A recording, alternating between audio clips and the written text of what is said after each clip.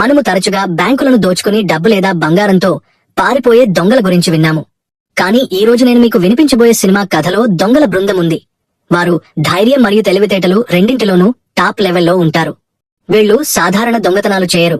గాలిలో ఎగురుతున్న విమానం నుండి ఏకంగా 3000 కిలోల బంగారాన్ని వేగంగా దొంగలిస్తారు. మొదటిసారి వినడానికి ఇది అసాధ్యంగా అనిపిస్తుంది. కానీ వీరి ప్లాన్ చాలా తెలివిగా మరియు ప్రమాదకరంగా ఉండటం వల్ల ఈ మిషన్ నిజంగా విజయవంతమైంది. మరియు ఈ రోజు నేను లిఫ్ట్ సినిమా యొక్క థ్రిల్లింగ్ ఎక్స్ప్లెనేషన్ తో మీ ముందుకు వచ్చాను. ఈ సినిమాలోని చివరి ట్విస్ట్ మనీ హీస్ట్ సినిమాకు కూడా పోటీనిస్తుంది. కాబట్టి ఆలస్యం చేయకుండా ఈ రోజు కథను ప్రారంభిద్దాం. సినిమా ఇటలీలోని అందమైన నగరం వెనిస్ లో ప్రారంభమవుతుంది. అక్కడ ఒక ప్రసిద్ధ వేలం హౌస్ లో విలువైన కళాఖండాల వేలం జరుగుతోంది. అదే సమయంలో సైరస్ అనే వ్యక్తి అక్కడికి వస్తాడు. చూడడానికి సాధారణ వ్యక్తిలా ఉంటాడు, కాని నిజానికి ప్రపంచంలోని అత్యంత నిష్ణాతుడైన 8 మంది దొంగలలో అతనొకడు. ప్రపంచంలోని పెద్ద గ్యాలరీల నుండి విలువైన పెయింటింగ్లను దొంగిలించడమే అతని అసలు పని. ఈ రోజు కూడా అతను అదే ఉద్దేశంతో ఇక్కడికి వచ్చాడు. అయితే ఈసారి అతను ఒంటరిగా రాలేదు. అతనితో పాటు ఒక నిపుణుల బృందం ఉంది. ఇందులో ప్రతి సభ్యుడు వారి రంగంలో నిష్ణాతుడు. కామిలియా కార్లు, బోట్లు లేదా విమానాలు వంటి ఏదైనా వాహనాన్ని నడపడంలో నిపుణురాలు. అలాగే ఒక professional hacker, mission coordinator, lock breaking expert, మేగస్ మరియు మెకానికల్ ఇంజనీర్ వంటి వారు కూడా ఉన్నారు. వీరంతా కలిసి ఈ రోజు ఒక పెద్ద ఆట ఆడబోతున్నారు. ఈ వేలం వెనిస్ లో మాత్రమే కాకుండా లండన్ లో కూడా లైవ్ స్ట్రీమింగ్ అవుతోంది. అక్కడ కూర్చున్న ప్రజలు కూడా ఇక్కడి వేలంలో పాల్గొంటున్నారు. సైరస్ కూడా ఒక సాధారణ బిడ్డర్ లాగా లోపలికి ప్రవేశిస్తాడు. మరోవైపు లండన్ లో అతని 2 సహచరులు ల్యూక్ మరియు మేగస్ ఒక ఖరీదైన పెయింటింగ్ ను దొంగిలించే మిషన్ లో ఉన్నారు. పెయింటింగ్ ను ఒక హై సెక్యూరిటీ వాల్ట్ లో ఉంచారు. మేగస్ దానిని చాలా సులభంగా తెరుస్తాడు. అతను పెయింటింగ్ ను జాగ్రత్తగా చుట్టి ఒక ప్రత్యేక కంటైనర్ లో పెట్టి దానిని దగ్గరలోని నదిలో పడేస్తాడు. నదికి అవతలి వైపున పడవలో ఉన్న లోక్ రిమోట్ సిస్టమ్ ద్వారా ఆ కంటైనర్ ను తమ వైపుకు లాగుతాడు. ఈ విధంగా వారు దాదాపు $2 మిలియన్ల విలువైన అరుదైన పెయింటింగ్ ను ఎటువంటి శబ్దం లేకుండా మాయం చేస్తారు. కాని అసలు ట్విస్ట్ వెనిస్ వేలంలో జరగబోతోంది.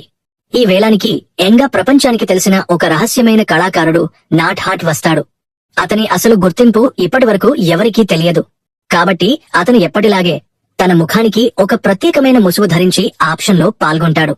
అతను వచ్చిన వెంటనే అతనిచే సృష్టించబడిన ఒక ప్రత్యేకమైన NFT మాస్క్ ను వేదికపై ప్రదర్శిస్తారు. ఈ మాస్క్ సాధారణమైనది కాదు.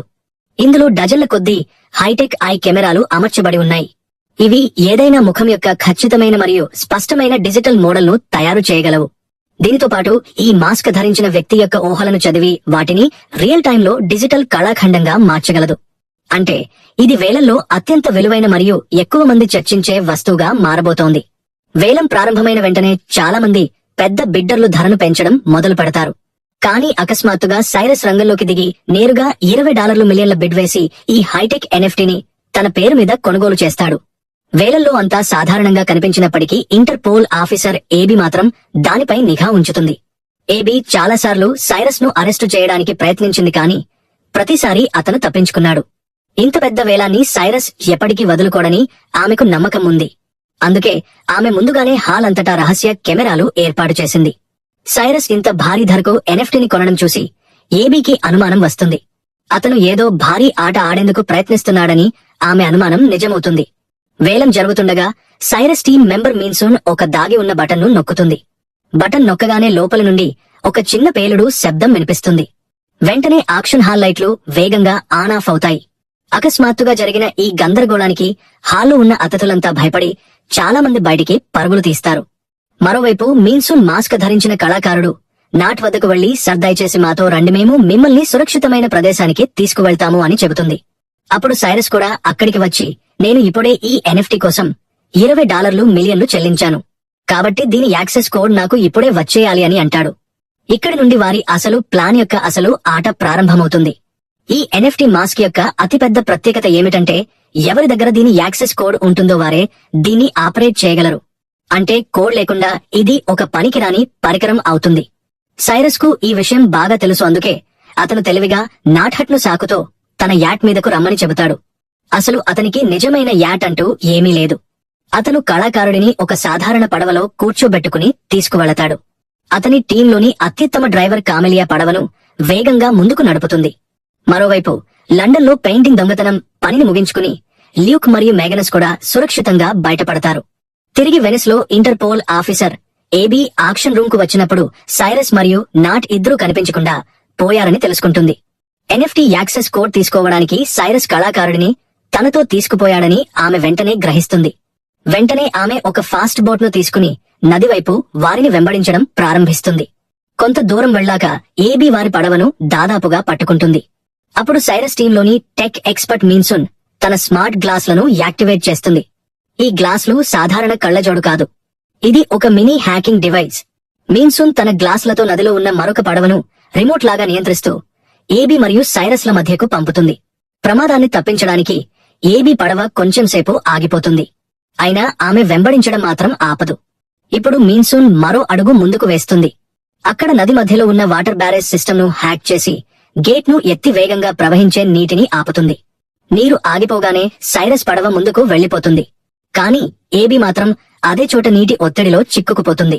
ఈ విధంగా సైరస్ మరోసారి ఇంటర్పోల్ నుండి తప్పించుకుంటాడు. ఆ తర్వాత సైరస్ నాట్ ను నిజంగా ఒక యాట్ మీదకు తీసుకువెళతాడు.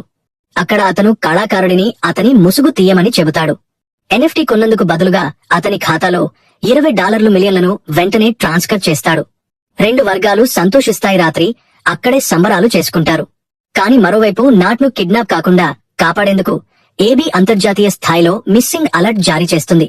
ప్రముఖ కళాకారుడు నాట్ ను ఎవరూ ఎత్తుకుపోయారని ఇప్పుడు ప్రపంచమంతా వార్తలు వ్యాపిస్తాయి. మరుసటి రోజు ఈ విషయం నాట్ కు తెలిసేసరికి అతను ఆశ్చర్యపోతాడు. సైరస్ మరియు అతని టీం నిజంగా తనను కిడ్నాప్ చేశారా అని అనుమానం వస్తుంది. కాని అప్పుడు అతను తన ఖాతాలో పడి ఉన్న $20 మిలియన్లను చూసి అయోమయంలో పడతాడు. సైరస్ నార్తడ్ కు అతను ఖాతాలో పంపిన $20 మిలియన్లు వాస్తవానికి లండన్ నుండి దొంగిలించబడిన పెయింటింగ్ ను అమ్మడం ద్వారా వచ్చాయని చెబుతాడు. వారు నార్తడ్ ను కిడ్నాప్ చేయలేదని స్పష్టంగా చెబుతాడు. కాని ప్రపంచానికి అలా చూపించడం అవసరం, ఎందుకంటే ఏదైనా దొంగతనం వార్త వ్యాప్తి చెందగానే దాని ధర చాలా రెట్లు పెరుగుతుంది. ఉదాహరణగా సైరస్ ఒకప్పుడు ప్రపంచ ప్రఖ్యాతిగాంచిన విన్సీ యొక్క మోనాలిసా విలువ కేవలం $25 మాత్రమే అని చెబుతాడు. కాని సంవత్సరాల క్రితం అది దొంగిలించబడినప్పుడు దాని గురించి ప్రపంచవ్యాప్తంగా చర్చ జరిగింది. ఇప్పుడు దాని విలువ దాదాపు $860 మిలియన్లకు చేరుకుంది. సైరస్ నర్హాట్ కు తనని చూపిస్తూ నకిలీ కిడ్నాప్ వార్త తర్వాత ఆ ఎన్ఎఫ్టీ విలువ రాత్రికి రాత్రే 89 మిలియన్లకు పెరిగిందని చెబుతాడు. వారు ఇద్దరూ కలిసి ఈ ఆటను కొనసాగిస్తే నాట్కు ఈ ఒక్క ఒప్పందం నుండి అదనంగా దాదాపు 27 మిలియన్ల లాభం వస్తుంది. మిగిలిన లాభం సైరస్ మరియు అతని బృందానికి వెళ్తుంది. ఇద్దరి మధ్య ఏకాభిప్రాయం కుదరడంతో అక్కడ సంబరాలు మొదలవుతాయి. అందరూ పార్టీలో మునిగిపోతారు. మరోవైపు ఇంటర్పోల్ అధికారిని ఏబీ వేలమింటిలోని సీసీటీవీ ఫుటేజీని పరిశీలిస్తూ ఒక ముఖ్యమైన ఆధారాన్ని కనుగొంటుంది. ఈ దొంగతనంలో డెంటన్ అనే వ్యక్తి కూడా పాల్గొన్నాడని, డెంటన్ సైరస్ యొక్క పాత బృందంలో భాగమని ఆమె తెలుసుకుంటుంది. ఏబీ ఏమాత్రం ఆలస్యం చేయకుండా నేరుగా డెంటన్ వద్దకు వెళ్తుంది. డెంటన్ అన్ని ఆరోపణలను ఖండిస్తాడు. కాని ఏబీ అతన్ని అరెస్టు చేస్తుంది. అయితే అదే సమయంలో ఏబీ యొక్క సీనియర్ హగ్లీ ఆమెను వెంటనే తన కార్యాలయానికి పిలుస్తాడు. అతను ఏబీకి చాలా ప్రమాదకరమైన వ్యక్తి గురించి చెబుతాడు. ఎర్గెసన్ ఒక మల్టీ బిలియనీర్ అవ్వడంతో పాటు ప్రపంచంలోని అత్యంత తెలివైన మరియు దయలేని ఆర్థిక మోసగాళ్లలో ఒకడు. ఎర్గెసన్ యొక్క అసలు వ్యాపారం ఏమిటంటే అతను ప్రపంచవ్యాప్తంగా ప్రమాదాలు మరియు కృత్రిమ సంక్షోభాలను సృష్టిస్తాడు. తద్వారా మార్కెట్లో భయాందోళనలు వ్యాపిస్తాయి మరియు కంపెనీల షేర్ల విలువ అకస్మాత్తుగా పడిపోతుంది. డబ్బు సంపాదించడానికి ఇది అతనికి సరైన అవకాశం, ఎందుకంటే అతను షార్ట్ సెల్లింగ్ ఆటను ఆడతాడు. అతను వేర్వేరు బ్రోకర్ల నుండి షేర్లను అరువుగా తీసుకుంటాడు, వాటిని అధిక ధరలకు మార్కెట్లో విక్రయిస్తాడు మరియు ఏదైనా ప్రమాదం కారణంగా వాటి ధరలు తగ్గినప్పుడు అదే షేర్లను తక్కువ ధరకు కొనుగోలు చేసి బ్రోకర్లకు తిరిగి ఇచ్చేస్తాడు. ధరల వ్యత్యాసం నేరుగా అతని జేబులోకి వెళ్తుంది. ఈ విధంగా అనేక కంపెనీల షేర్లు పతనమైనప్పుడు షార్ట్ సెల్లర్ల ఆదాయం అనేక రెట్లు పెరుగుతుంది. మార్కెట్ పతనమవుతున్నందున తాను షార్ట్ సెల్లింగ్ ద్వారా $1 బిలియన్ సంపాదిస్తానని ఎగిన్సన్ అనుకుంటాడు. కానీ సమస్య ఏమిటంటే ఈ హ్యాకర్ గ్రూప్ యొక్క చెల్లింపు డిమాండ్ భిన్నంగా ఉంది. హేవే నగదు కోరుకోవడం లేదు, బదులుగా 500 మిలియన్ల విలువైన ఖాళీ బంగారాన్ని డిమాండ్ చేస్తున్నారు. హగ్లీ ఇదంతా ఏబీకి చెప్పినప్పుడు అతను ఈ సమాచారం ద్వారా ఏమి చెప్పాలనుకుంటున్నాడో ఆమెకు వెంటనే అర్థమవుతుంది. ఈ బంగారం హ్యాకర్ గ్రూప్ కు చేరకపోతే ఒప్పందం రద్దు అవుతుంది, నగరాలకు వరద ముప్పు తప్పుతుంది. కాని బంగారం పూర్తిగా చట్టబద్ధమైనది మరియు ఇంటర్పోల్ ఏదైనా చట్టపరమైన కార్గోపై నేరుగా చేయి వేయలేదు. ఈ చారిత్రాత్మక దొంగతనానికి సాధారణ దొంగ కాదు, సైరస్ లాంటి అసాధ్యాన్ని సుసాధ్యం చేసే వ్యక్తి మాత్రమే పాల్పడగలడని హగ్లీ స్పష్టంగా సూచిస్తున్నాడు. మొదట ఏబీ హగ్లీ మాట వినడానికి సిద్ధంగా ఉండదు. కాని మొత్తం నగరాన్ని రక్షించాల్సిన పరిస్థితి వచ్చినప్పుడు ఆమె ముందు చాలా తక్కువ ఎంపికలు ఉన్నాయి. చివరికి ఆమె అయిష్టంగానే అంగీకరిస్తుంది.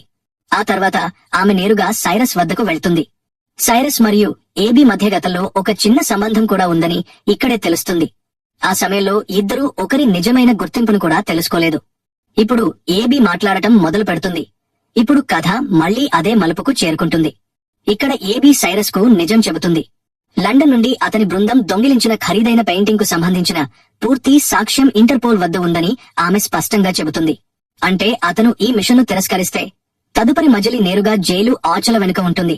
అతను మాత్రమే కాదు, అతని మొత్తం బృందం లోపలికి వెళ్తుంది. కాని అతను ఇంటర్పోల్ ఒప్పందాన్ని అంగీకరిస్తే అతని పేరు మీద ఉన్న అన్ని కేసులు, వారెంట్లు మరియు క్రిమినల్ ఫైళ్లను క్లీన్ స్లేట్ చేస్తారు. సైరస్ పేరు వినగానే ఉలిక్కిపడతాడు. యోర్గసన్ పేరు వింటే చిన్న నేరస్తుల నుంచి పెద్ద నేరస్తుల వరకు వణికిపోతారు. అందుకే అతను ఇందులో కాలు పెట్టడానికి ఇష్టపడలేదు. కాని తప్పనిసరి పరిస్థితుల్లో అతను చివరికి అవుననవలసి వచ్చింది. అవును, కాని తన షరతులపై అబ్ కూడా ఈ మిషన్లో తమ బృందంలో భాగం కావాలని, తద్వారా ఇంటర్పోల్ మధ్యలో మోసం చేయడానికి సాహసించదని అతను చెబుతున్నాడు.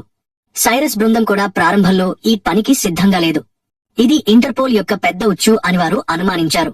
అలాంటి ఉచ్చులో చిక్కుకుంటే వారి పరిస్థితి మరింత దిగజారవచ్చు. కాని ఇది కేవలం ఒక మిషన్ మాత్రమే కాదని, కొత్త జీవితాన్ని పొందేందుకు ఒక అవకాశం అని అబ్ అందరికీ వివరిస్తుంది. నెమ్మదిగా జట్టు అంగీకరిస్తుంది. ఇప్పుడు అబ్ మరియు డేన్ కూడా అధికారికంగా ఈ మిషన్లో చేరారు. బంగారం ప్రైవేట్ జెట్లో పంపిస్తే దొంగిలించడం సులభం అవుతుంది. కాని యురెగెన్సన్ లాంటి తెలివైన వ్యక్తి ఎప్పుడూ సాధారణ ఎత్తుగడలు వేయడు. అతను తన $500 మిలియన్ల బంగారాన్ని ప్రత్యేక విమానంలో కాకుండా సాధారణ ప్యాసింజర్ విమానంలో పంపుతున్నాడు. అంటే విమానాశ్రయంలో దొంగతనం చేయడం అసాధ్యం. ఏదైనా చేయాలంటే ఆకాశంలో వేగంగా ఎగురుతున్న విమానం మధ్యలో చేయాల్సి ఉంటుంది.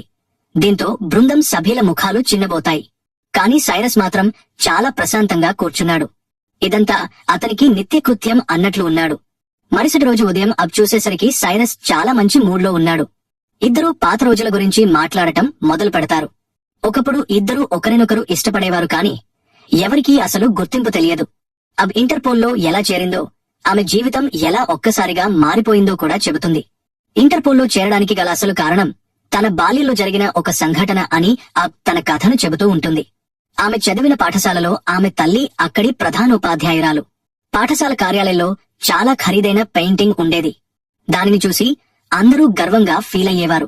కాని ఒకరోజు రాత్రికి రాత్రే ఎవరో ఆ పెయింటింగ్ ను దొంగిలించారు. ఆ పెయింటింగ్ పోవడంతో ఆమె తల్లి కుమిలిపోయింది. ఆ రోజే చిన్నారి అబ్ తన మనసులో ఒక ప్రమాణం చేసింది. తాను పెద్దయ్యాక అలాంటి దొంగలను పట్టుకుంటానని ప్రతిజ్ఞ చేసింది. ఆ ప్రతిజ్ఞే ఆమెను ఇంటర్పోల్ వరకు తీసుకువచ్చింది. ఈ మాటలు ముగిసిన వెంటనే సైరస్ తన నిజమైన ప్రణాళిక గురించి అందరికీ చెప్పడం ప్రారంభిస్తాడు. గాలిలో ఎగురుతూ దొంగతనం చేయాలి కాబట్టి వారికి ఖచ్చితమైన సైజులో ఉండే ప్రైవేట్ జెట్ కావాలి. అలాంటి జెట్ను కనుగొనడానికి బృందం చాలా కష్టపడాల్సి వస్తుంది. చాలా వెతకగా వారికి చివరకు ఒక పర్ఫెక్ట్ జెట్ దొరుకుతుంది. సమస్య ఏమిటంటే ఈ జెట్ కు యజమాని బిలియనీర్ మోల్సన్. అతను కొద్ది రోజుల క్రితం లండన్ నుండి సైరస్ బృందం దొంగిలించిన అత్యంత విలువైన పెయింటింగ్ కు యజమాని కూడా. ఇప్పుడు సైరస్ మరియు అబ్ నేరుగా మోల్సన్ ను కలవడానికి వెళతారు. అతను తన జెట్ ను అప్పుగా ఇస్తే అతని ఖరీదైన పెయింటింగ్ కు బదులుగా అతని కోసం ఒకని తయారు చేస్తామని సైరస్ అతనికి ఒక ఒప్పందాన్ని వివరిస్తాడు. దీని విలువ $1 మిలియన్ వరకు ఉండవచ్చు. చాలా ఆలోచించిన తర్వాత మోల్సన్ వారి మాటలకు అంగీకరిస్తాడు. అతని జెట్ చాలా విలాసవంతమైనది మరియు హైటెక్ పరిజ్ఞానంతో నిండి ఉంటుంది. అతను చాలా గర్వంగా ప్రతి ఫీచర్ను వారికి చూపిస్తాడు. రిమోట్ ద్వారా ఏదైనా సందేశాన్ని ప్రదర్శించగల దిగువన ఉన్న ఒక పెద్ద లెడ్ ప్యానెల్ ను కూడా చూపిస్తాడు. ఇప్పుడు ప్రైవేట్ జెట్ దొరికింది కాబట్టి బృందం తదుపరి అడుగు కోసం ప్రణాళిక వేస్తుంది. ఏ విమానం నుండి బంగారం దొంగిలించాలో అది సాధారణ విమానం కాదు. అది ప్రపంచంలోనే అతిపెద్ద passenger air craft air bus MD-804. 4 ఇంజన్లు కలిగిన ఇంత పెద్ద విమానం, దాని కింద ఒక చిన్న ప్రైవేట్ జెట్ ను ఎగురవేసి దాని నుండి బంగారాన్ని తీయడం వినడానికి కూడా ఒక పిచ్చి ఆలోచనలా ఉంది. కానీ సాస్ కళ్లలో పూర్తి నమ్మకం ఉంది. ఏదైనా జట్టు దీన్ని చేయగలిగితే అది అతనే. ఈ దోపిడీని విజయవంతం చేయడానికి జట్టు సభ్యులంతా ప్రాణాలకు తెగించి సిద్ధమవుతారు. ప్రతి దశ యొక్క 3D నమూనాని తయారు చేసి పదే పదే సాధన చేస్తారు. కామెలియా సిమ్యులేటర్ పై నిరంతరం ఎగరడానికి డ్రిల్ చేస్తుంది. ఎందుకంటే ప్రైవేట్ జెట్ ను నడపాల్సిన అసలైన బాధ్యత తనదే. మరోవైపు మ్యాగస్ కూడా తన లేజర్ కట్టర్తో బంగారు సేఫ్ ను కత్తిరించే శిక్షణలో నిమగ్నమవుతాడు. కానీ కామెలియా జెట్ గాలిలో ఎగురుతూ భారీ ఎయిర్ బస్ కి దిగువన చేరుకున్నప్పుడు అసలు ప్రమాదం మొదలవుతుంది. ప్రపంచంలోని ఏ ఎయిర్ ట్రాఫిక్ కంట్రోల్ సిస్టమ్ కూడా 1000 అడుగుల పరిధిలో 2 విమానాలను అనుమతించదు. ఒకవేళ 2 విమానాలు అంత దగ్గరగా కనిపిస్తే ఏడీసీ పరిస్థితి దిగజారుతుంది మరియు క్షణాల్లో పైలట్లకు హెచ్చరిక పంపబడుతుంది. అంటే సైరస్ మొత్తం దోపిడీ ప్రణాళిక నాశనం అవుతుంది. అందుకే అట్లాంటిక్ మహాసముద్రంలోని నిర్మానుష్యమైన గగనతలంలోనే ఆపరేషన్ నిర్వహించాలని బృందం నిర్ణయిస్తుంది. అదే సమయంలో మిసూన్ సిడ్ అనే ప్రత్యేక పరికరాన్ని తయారు చేయడం ప్రారంభిస్తుంది.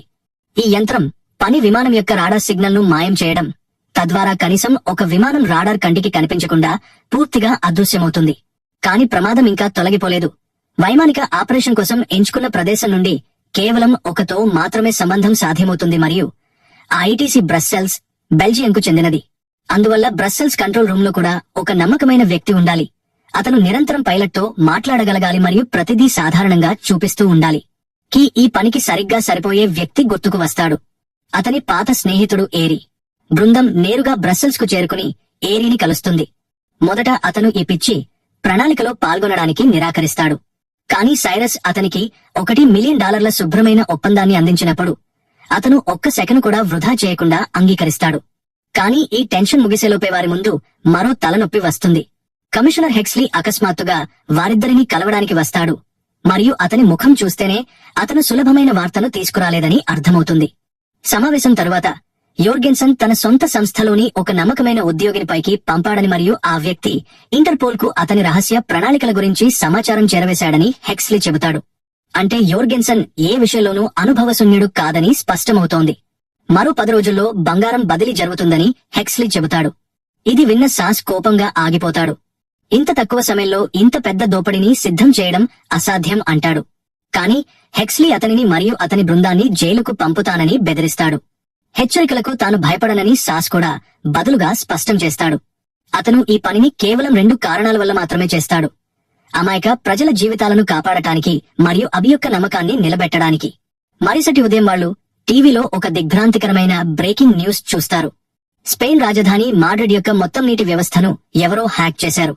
కృత్రిమంగా వరదలు సృష్టించి రోడ్లను ముంచేశారు. దీని కారణంగా ఇప్పటివరకు 13 మంది మరణించినట్లు నిర్ధారణ అయింది.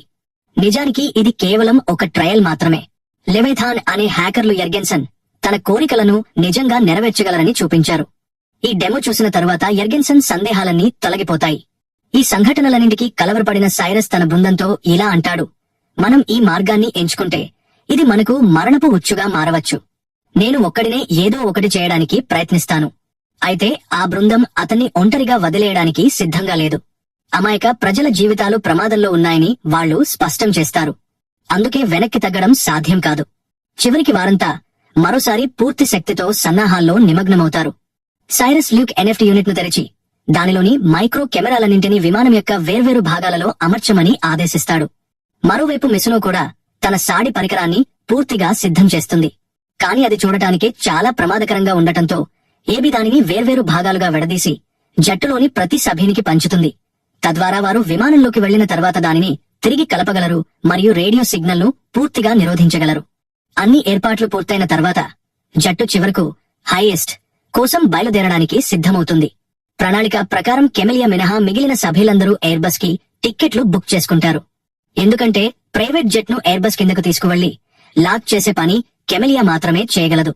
వారి తదుపరి అడుగు ఏమిటంటే విమానం ప్రయాణిస్తుండగా ఏదో ఒక మధ్యంతర విమానాశ్రయంలో ప్రతికూల వాతావరణం పేరుతో అత్యవసర ల్యాండింగ్ చేయించడం.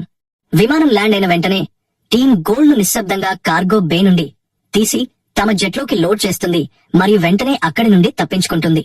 ఇదే మొత్తం మాస్టర్ ప్లాన్. హైయెస్ట్ రోజున సభ్యులందరూ ప్రయాణికులుగా వేర్వేరు తరగతుల్లో కూర్చుంటారు. కొంతమంది ఎకానమీలో, మిగిలిన వారు బిజినెస్ క్లాస్ లో ఉంటారు. మరోవైపు ఎయిర్ బస్ యొక్క కార్గో విభాగంలో బంగారం భద్రంగా ఒక గదిలో టాప్ లెవెల్ సెక్యూరిటీతో సీల్ చేయబడి ఉంటుంది. మరోవైపు కెమెలియా తన జెట్తో నెమ్మదిగా కానీ స్థిరమైన వేగంతో ఎయిర్ బస్ వైపు ప్రయాణిస్తుంది. విమానంలో కూర్చున్న తర్వాత సైరస్ కు ఒక పెద్ద షాక్ తగులుతుంది. భయం కారణంగా అతను చివరి నిమిషంలో హైయెస్ట్ ను విరమించుకుంటాడు. ఇప్పుడు సమస్య ఏమిటంటే యాంటెన్నా బూస్టర్ లేనందున సిగ్నల్ జామర్ ను కాక్పిట్ కు చాలా దగ్గరగా వ్యవస్థాపించవలసి ఉంటుంది. ఈ పని చాలా ప్రమాదకరమైనది. కాబట్టి ఈవీ ఏమీ ఆలోచించకుండా ఈ బాధ్యతను తనే తీసుకుంటుంది. మరోవైపు మియున్ అప్పటికే విమానం యొక్క పూర్తి నిఘా వ్యవస్థను హ్యాక్ చేసింది. ఎయిర్లైన్ యొక్క స్వంత భద్రతతో పాటు కొంతమంది గుర్తు తెలియని వ్యక్తులు వేర్వేరు సీట్లలో కూర్చుని విమానంపై నిఘా ఉంచుతున్నారని ఆమె చెప్పింది. అంటే హైయెస్ట్ చేయడం ఇప్పుడు మరింత కష్టంగా మారనుంది.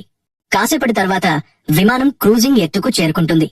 అప్పుడు జట్టు తమ ప్రణాళిక ప్రకారం ఒక్కొక్కరుగా బాత్రూంకు వెళ్లే సాకుతో పరికరం యొక్క వేర్వేరు భాగాలను అక్కడ దాచిపెడుతుంది. చివరిలో ఈవి వెళ్లి అన్ని భాగాలను కలిపి పూర్తి జామ సెట్ ను తయారు చేస్తాడు. కానీ అదే సమయంలో ఆమె చేయి జారిపోతుంది మరియు మొత్తం పరికరం నేలపై పడి మళ్లీ విడిపోతుంది. మరోవైపు కెమెలియా కూడా జెట్ ను తీసుకుని ఎయిర్ బస్ కు సరిగ్గా క్రిందకు చేరుకుంటుంది.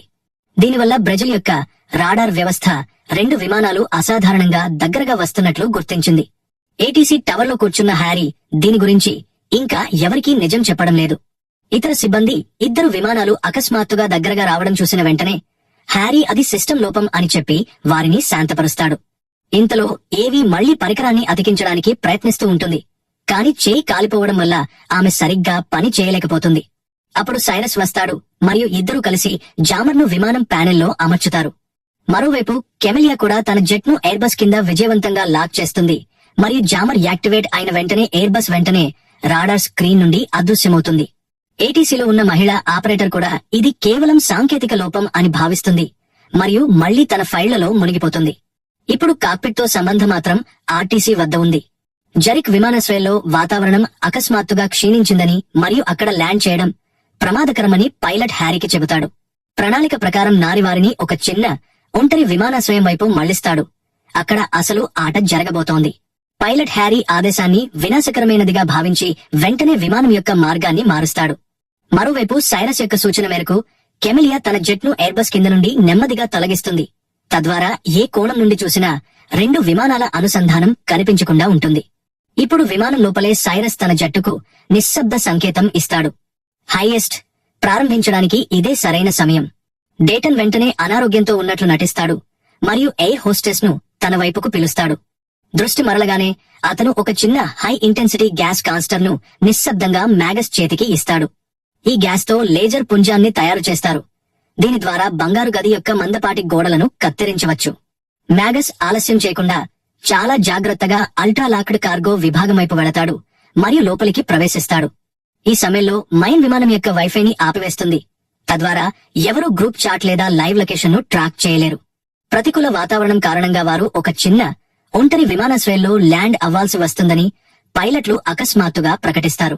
ఇది విన్న యోక్సన్ యొక్క సాయుధులు ఒక్క క్షణంలో అప్రమత్తమవుతారు. ఈ మార్పు వారిని ఎంతమాత్రం సంతోషపరచదు. వారు వెంటనే తమ బ్రీఫ్ కేసులు తెరిచి పిస్టళ్లను అమర్చడం ప్రారంభిస్తారు. ఇప్పుడు పరిస్థితి చాలా ప్రమాదకరంగా మారిందని సైరస్ గ్రహిస్తాడు. బహుశా వారికి హైయెస్ట్ గురించి అనుమానం వచ్చి ఉండవచ్చు. వారు ఇప్పుడే కార్గోకు చేరుకుంటే మ్యాగస్ యొక్క పని అంతా వృధా అవుతుంది. యోర్గాన్సన్ యొక్క కుడి చెయ్యి అయిన డొనాల్డ్ సమయం వృధా చేయకుండా పిస్తోలుతో నేరుగా కాక్పిట్ వైపు వెళ్తాడు. వారి ఉద్దేశం స్పష్టంగా ఉంది. విమానాన్ని బలవంతంగా హైజాక్ చేసి తమ నెట్వర్క్ మొత్తం ఉన్న స్విట్జర్లాండ్ కు తీసుకువెళ్లడం. డొనాల్డ్ ఒక ఎయిర్ హోస్టెస్ ను పట్టుకుని ఆమెను డాలుగా ఉపయోగిస్తూ కాక్పిట్ లోకి ప్రవేశించడానికి ప్రయత్నిస్తాడు. ఇదే సరైన అవకాశం. సైరస్ వెంటనే అతని మార్గంలోకి దూకి హోస్టెస్ ను కాపాడే సాకుతో అతనిపై బలంగా దాడి చేస్తాడు. వెంటనే యోర్గెన్సన్ యొక్క ముఖ మరియు సైరస్ యొక్క జట్టు మధ్య విమానంలోనే భీకరమైన పోరాటం జరుగుతుంది. పీడిగుద్దులు, తన్నులు, ట్రే టేబుల్స్ ప్రతిదీ ఆయుధంగా మారుతుంది. ఒకానొక సమయంలో సైరస్ ఇంటర్కామ్ వైర్ను లాగి డొనాల్డ్ గొంతునులిమి చంపడానికి ప్రయత్నిస్తాడు. కాని డొనాల్డ్ అదే వైర్ను అతని మెడకు చుట్టేస్తాడు. అదే ఉద్రిక్త క్షణంలో ఈవి వెనుక నుండి వచ్చి డొనాల్డ్ పై దాడి చేస్తుంది. అతను ఒక్కసారిగా ఉలిక్కిపడి సైరస్ ను బలంగా తోసేస్తాడు. ఇక్కడ ఇరు జట్ల ఆటగాళ్లు ఒకరినొకరు పట్టుకుని తోసుకుంటూ సీట్లకు గుద్దుకుంటూ గట్టిగా కొట్టుకుంటూ ఉంటారు. సైరస్ ఎలాగోలా ట్రాలీ మీద నుండి దూకిలేస్తాడు మరియు అవకాశం దొరకగానే డొనాల్డ్ ను పట్టుకుని క్యాబిన్ షవర్ డోర్ వైపు తోసేస్తాడు. డొనాల్డ్ తలగట్టి శబ్దంతో గాజుకు తగులుతుంది. అతను స్పృహ కోల్పోయి కింద పడిపోతాడు. ఆ తరువాత ఈవి మరియు సైరస్ కలిసి మిగిలిన 2-3 రౌడీలను కూడా అదుపులోకి తెచ్చుకుంటారు. మరోవైపు కార్గోలో మాగస్ లేజర్ టూల్ ఉపయోగించి గోల్డ్ వాల్ట్ ను మొత్తానికి తెరిచేస్తాడు. సైరస్ మరియు ఈవి అదే వైపుకు వెళ్లడానికి పరిగెత్తుతారు. కాని అప్పుడే యుర్గాన్సన్ యొక్క మరొక వ్యక్తి కార్మాక్ అడ్డుగా వచ్చి నిలబడతాడు. మరోవైపు పైలట్లు ఆ చిన్న విమానాశ్రయానికి చేరుకున్నారు. అక్కడ ఏటీసీ వాళ్లని ల్యాండ్ చేయమని ఆదేశించింది. కాని రన్వే చూసి 2 పైలట్ల గుండెలు గుభేల్మన్నాయి. రన్వే మొత్తం దట్టమైన మంచుతో కప్పబడి ఉంది. వదిలేసిన హిమానినదంలా ఉంది. అయినా వాళ్ళు విమానం దించడానికే తప్ప వేరే దారి చూడలేకపోతారు. ల్యాండింగ్ ప్రారంభమవుతుంది.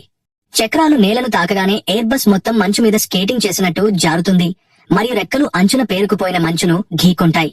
కొన్ని క్షణాల పాటు విమానం తిరగబడిపోతుందేమో అనిపిస్తుంది. కాని పైలట్లు వేగంగా నియంత్రణలోకి తెచ్చుకుంటారు మరియు విమానం జారుకుంటూ 180 డిగ్రీలు తిరిగి ఎలాగోలా ఆగిపోతుంది. ఇక్కడ కామెలియా తన జెట్ను సులభంగా ల్యాండ్ చేస్తుంది. ఎందుకంటే చిన్న పరిమాణం మరియు తేలికైన బరువు ఆమెకు సహాయపడతాయి. విమానం ఆగిన వెంటనే కార్మాక్, సైరస్ మరియు ఈవీలను పట్టుకుని కార్గో కంపార్ట్మెంట్లోకి లాక్కొస్తాడు. అక్కడ మ్యాగస్ కూడా ఇదివరకే పట్టుబడ్డాడు. ముగ్గురిని తుపాకుల గురిలో మోకరింపజేస్తారు. అప్పుడే కార్మాక్ ఫోన్కు యోర్గెన్సన్ కాల్ వస్తుంది. కార్మాక్ గర్వంగా రిపోర్ట్ చేస్తాడు. సార్, మీ గోల్డ్ వాల్ట్ ను దొంగిలించడానికి కొంతమంది వెరివాళ్లు వచ్చారు. కానీ చింతించాల్సిన పని లేదు. ముగ్గురు మా ఆధీనంలో ఉన్నారు మరియు బంగారం పూర్తిగా సురక్షితంగా ఉంది. ఫోన్ అవతలి వైపు నుంచి యూర్గెన్సన్ చల్లటి నవ్వు వినిపిస్తుంది. ఆపై అతను ఇలా అంటాడు, చాలా మంచిది. వారిని నా దగ్గరకు తీసుకురండి. నేనే స్వయంగా వారికి ప్రత్యేక స్వాగతం పలికేందుకు సిద్ధమవుతున్నాను. కార్మాక్ మరియు అతని అనుచరులు సైరస్, ఈవి మరియు కామెలియాను బలవంతంగా జెట్ ప్లేన్లో కొక్కుతారు. అదే ప్లేన్లో వారు బంగారం మొత్తాన్ని లోడ్ చేశారు.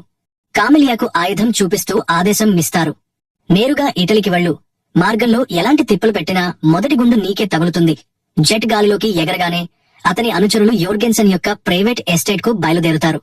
మరోవైపు ఈ వార్త తెలుసుకున్న హెక్స్లీ ఆగ్రహంతో ఆగిపోతుంది మరియు వెంటనే ఉపగ్రహ పర్యవేక్షణ బృందానికి విమానాన్ని గుర్తించమని ఆదేశిస్తుంది. కాని విమానం వెలుపలి భాగంలో అమర్చిన మందపాటి మెటల్ షీల్డ్లు ఇంకా రాడార్ సిగ్నల్ ను పూర్తిగా అడ్డుకుంటున్నాయి. అందువల్ల స్క్రీన్ పై ఎటువంటి జాడ కనిపించలేదు. అప్పుడే కామెలియాకు ఒక వింతైన కాని అద్భుతమైన ఆలోచన వస్తుంది. ఆమె విమానాన్ని ఒక్కసారిగా వేగంగా కదిలిస్తుంది.